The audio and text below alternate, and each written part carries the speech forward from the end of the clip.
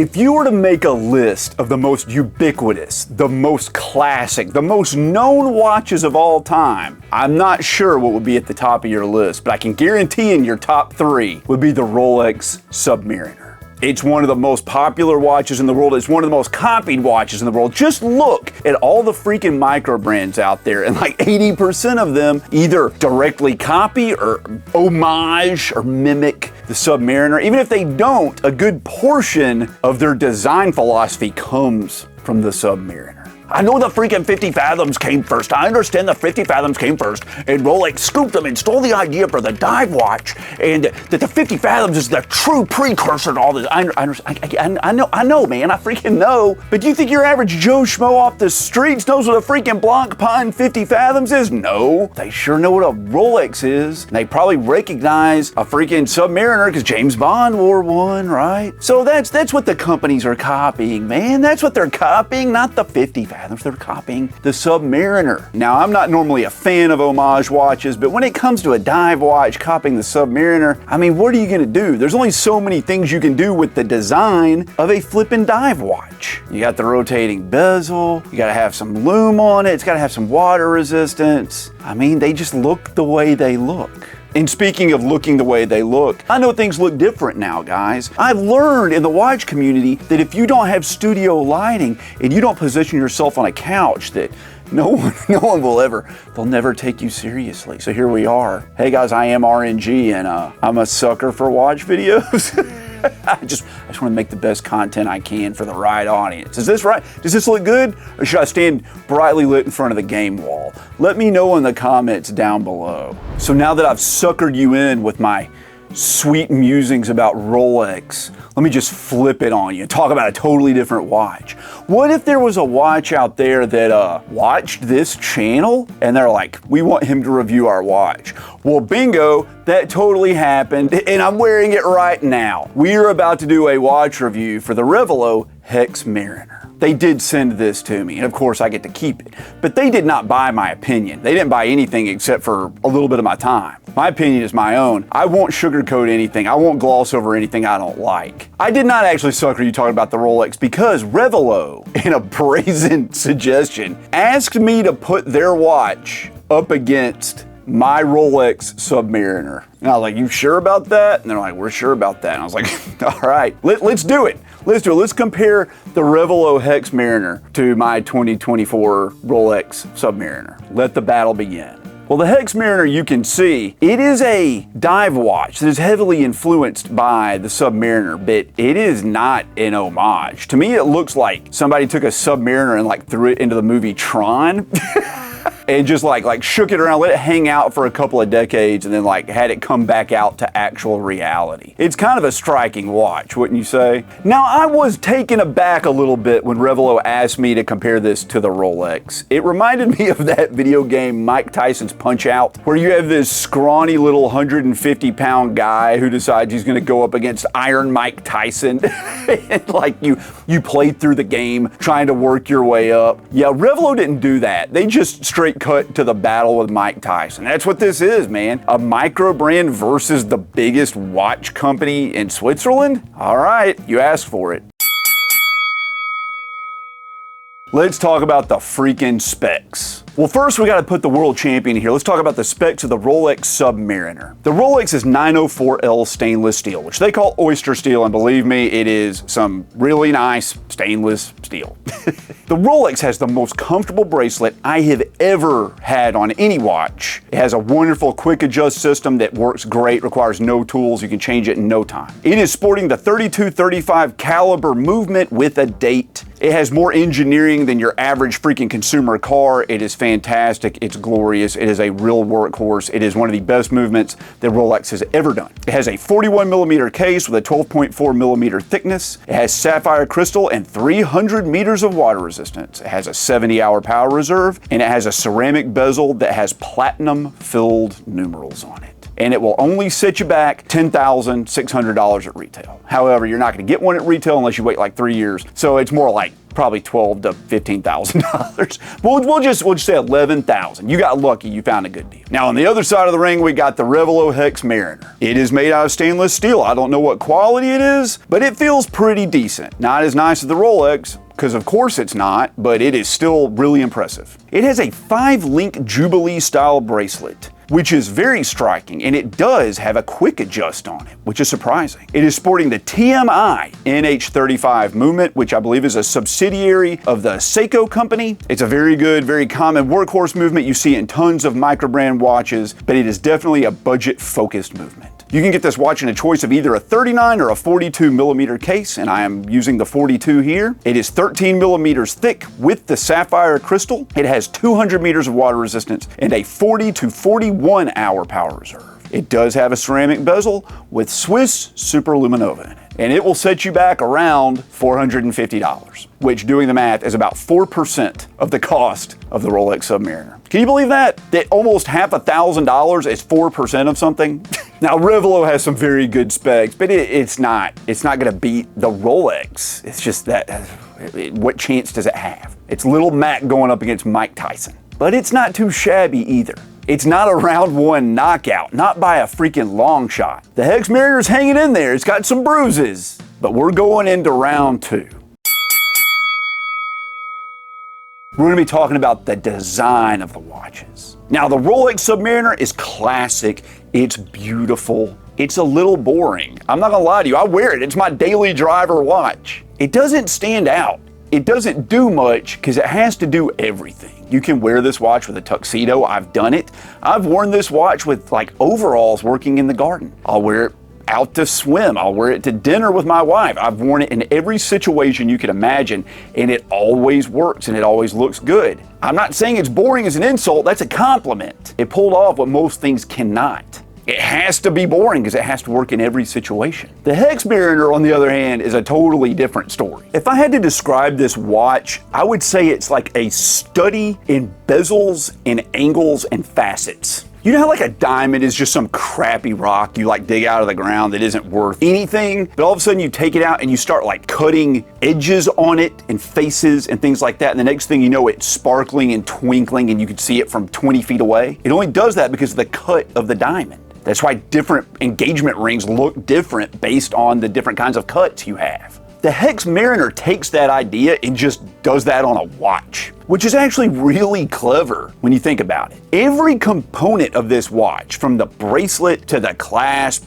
to the freaking bezel, has some sort of like severe angle on it that causes light refraction. Every single piece of that Jubilee bracelet sparkles in the light. Every polished angle, every cut on that case catches the light. The sharp slope of the bezel and the grips on the bezel where they cut into it so you grab it are angular, so it catches the light. Even the watch's most prominent feature, which is the dial, has a guilloche pattern, or as they say, guilloche. I'm gonna say it's lenticular. You know what lenticular things are? Like those little things you would get as a kid where you would like turn it one direction and it would show a picture, and then you turn it another way and it would show a different picture. The dial has that. So as you change angles, it's always catching light in its weird like honeycomb. It's not even a honeycomb shape. I mean, I guess it's a honeycomb shape. It's a hexagonal shape. A Hexmariner, right? Makes sense. It's always catching light in a different way. This watch sparkles and twinkles in the light like a freaking diamond. And I wore it to work, and some people that never notice watches noticed me wearing this. Sitting at my desk, as I just turned my hand, it would like twinkle, and you could see it here, and this thing's, it's dirty. It's got fingerprints all over it, but this thing just catches light in a way I haven't seen too many other watches do. It looks really blingy, and that's cool. That's a cool thing. And like I said, when it's clean, it's spectacular. But this thing is a fingerprint magnet. Just like you have a sparkly spot and you just put your thumb on it and it's like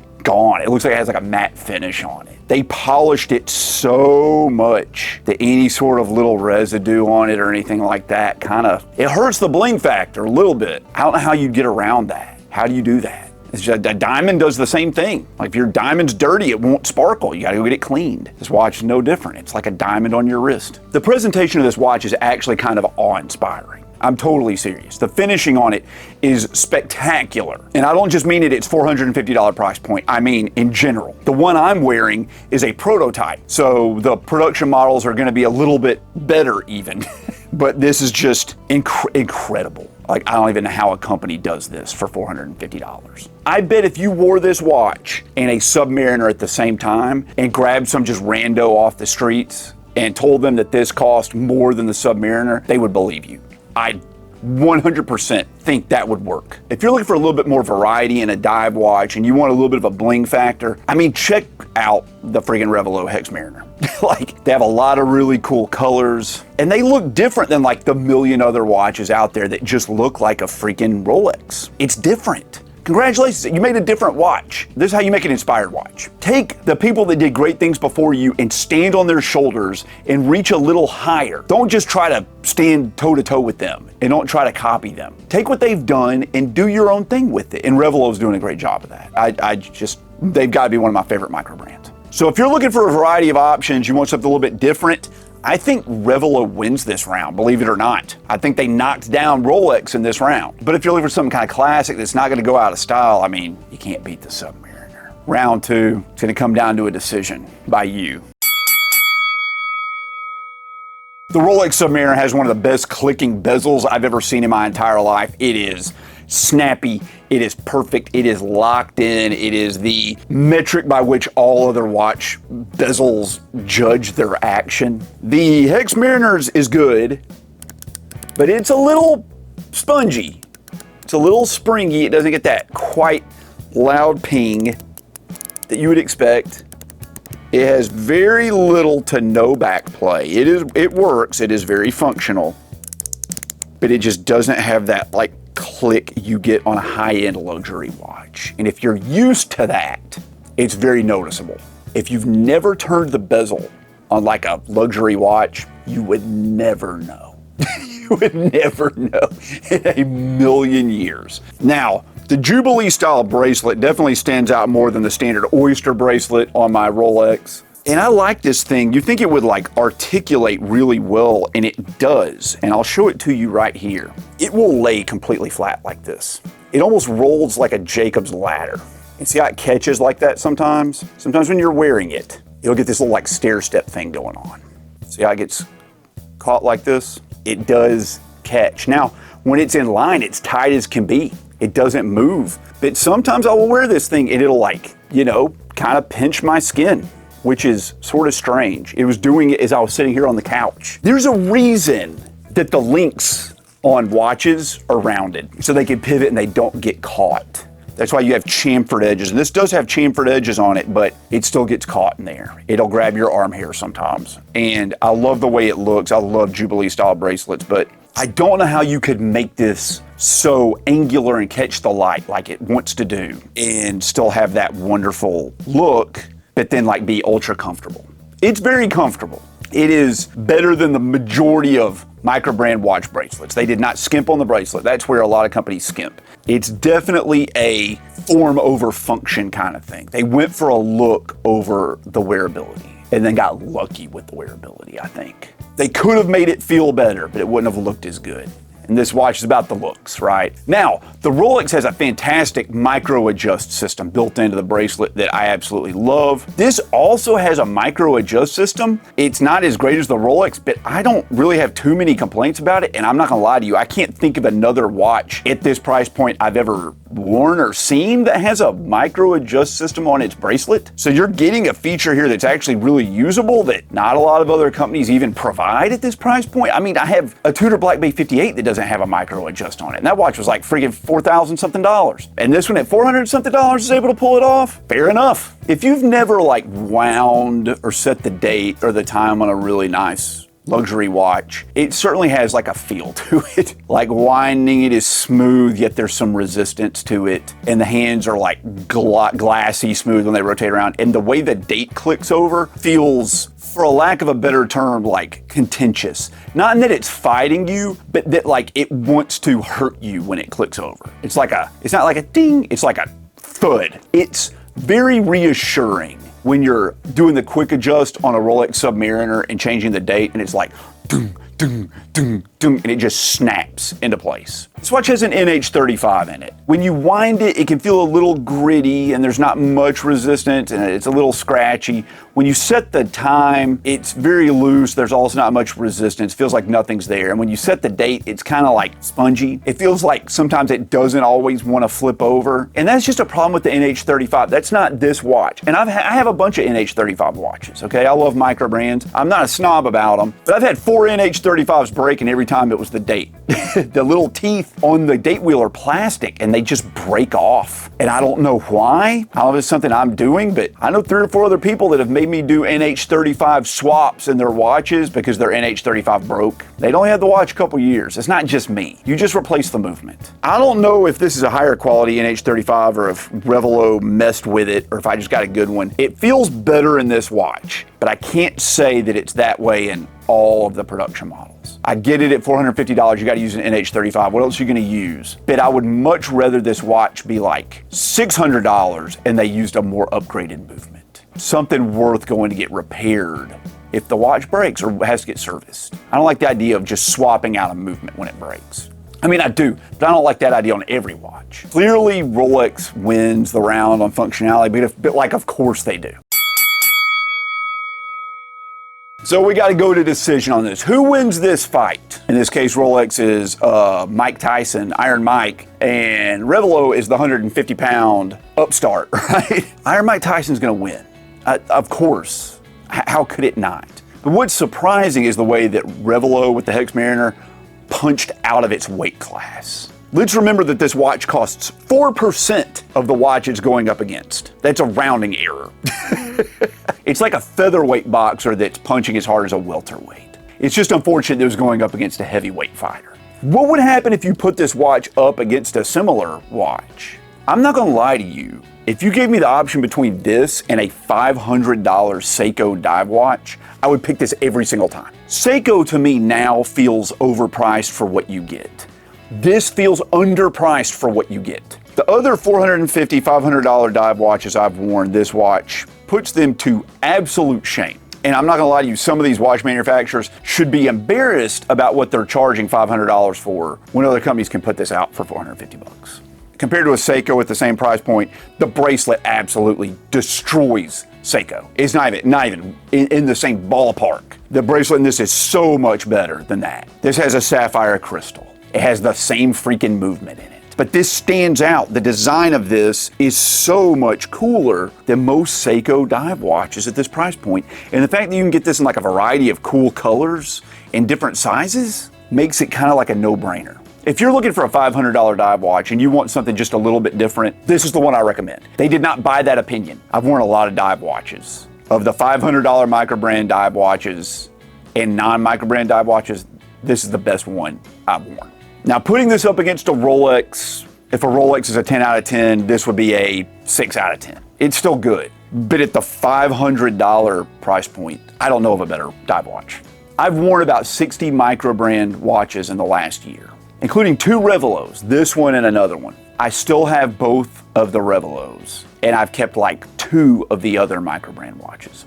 Revelot's doing a lot of things right. And thank you for sending this to me for review. Like I said, this is my honest opinion, but I'm actually just kind of blown away by this watch. If you are interested in buying one of these, you got $500 you want to spend on one, and they're not sold out because their stuff sells out pretty quickly, there's a link to their website in the description down below. Go check them out. I don't think you'll be disappointed, and I don't think you can get anything this cool that's a dive watch at the same price point. If you liked the video, hit the subscribe button for me, leave me a comment, give me a like. Hype the video, that's the new thing now. Do that. Hype the video, that'll be good. And also let me know if you like the way this video looked, as opposed to the way my other videos look. I don't know how I feel about it. It's weird, sitting here with light blasting me in the face, but like in the dark. Anyway, appreciate you guys for watching, and I'll catch you in the next video.